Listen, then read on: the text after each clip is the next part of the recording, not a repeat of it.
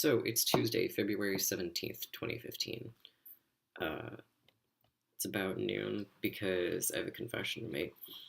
I sat down to make this video and I was talking for probably about 25 minutes before I finally looked down at my photo booth window and realized that I was, in fact, not recording. Uh, but that did give me a little bit of time to organize my thoughts and think about what I wanted to talk to you guys about. So that's cool, I guess. Just to give you guys a picture of where I'm at, I will be 2 years onto tomorrow. I had top surgery 9 months ago, and my name has been changed since 2013. I did get my gender marker changed about a week ago. See, it's right there, it's official. So there's that. That's just kind of like where I'm at as far as transition stuff, like physical, legal, emotional. I don't know why I said emotional. They give you this receipt at the DMV that's like your temp license until your real one shows up. So about 2.5, 3 months ago, I ended a really toxic relationship. That was great because I haven't really gone to class for the last year and a half, you guys. It's really bad. So I guess you could say that I am going back to school for social work. So what I want to talk to you guys about today is some kind of weird, I don't know, things I've been noticing since I gained passing privilege as a post. I don't want to say post transition because I feel like it's kind of never ending. I don't feel like there's an end all be all post transition phase, but definitely as a transgender person that's achieved passing privilege and has the legal privilege of their identification matching their presentation. Okay, so I just watched this Laverne Cox video, and she very eloquently said that people who have passing privilege have this ability to determine on what terms they get to be trans. For me personally, there's some truth to that and there's some not truth to that. But I want to talk about times where there's been some truth to that. There are a lot of situations where I choose to be trans because of my legal privileges, because of my passing privileges. I am able to and take advantage of being able to choose when to be an advocate, when to be visible.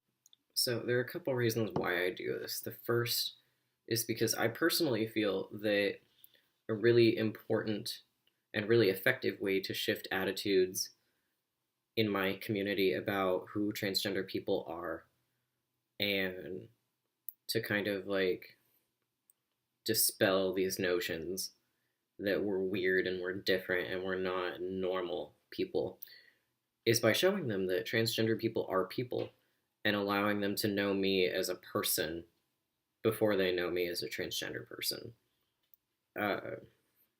This is how my current girlfriend got to know me, so I'd say it's been pretty effective.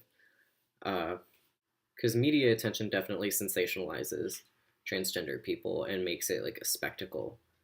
And so by taking away the spectacle, we can add a sense of normalcy to the trans experience. The second reason I choose to do this is because I live in Brown-Pakistan, and it's a survival tactic for me. I do recognize that that is a privilege that I have, and I do use it as a survival method, but I am hoping that someday I get to live in a space where I don't have to do that. I feel that I have more authentic relationships with the people around me when I don't have to conceal my gender identity, my gender history from them. And so I would love to be able to live in a state, in a city, in a space someday where I have those legal protections and I can live my authentic self without fear. But that isn't the reality right now.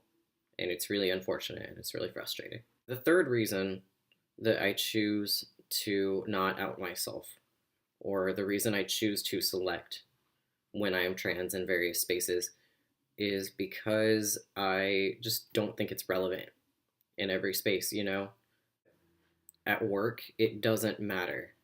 My gender history doesn't matter. What matters is that I do my job correctly. And especially not knowing how supervisors are going to treat me, like not knowing how my coworkers are going to treat me. I just feel that it's more that my job performance is more important than my gender identity. And so a lot of times professionally, I will choose not to out myself. Like I said, I recognize that this is a form of passing privilege, and I recognize that not everyone has this. But those are my reasons for choosing not to out myself in every situation.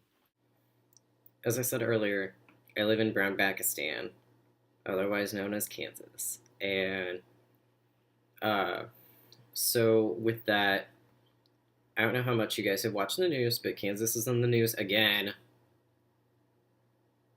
So, in an effort to kind of show us that we don't matter, he has repealed an 8-year-old executive order that allows LGBT state employees equal protection. So, what this means for me specifically is that as someone that wants to work with kids, help kids with a social work degree, I might be working for Child Protective Services. And although I have this passing privilege and this legal identification privilege at the same time, that will not go away on a background check. That will show up. So I'm going through this interview process and it's going really, really well. But in order to facilitate background checks, you have to provide any other names that you've ever used legally. And so they've seen this on my application. You have to provide the dates that it was used until, so they know that I used a female name until I was 20 years old. They're aware of this. If they haven't run the background check already, they will find that I was legally considered female until last week.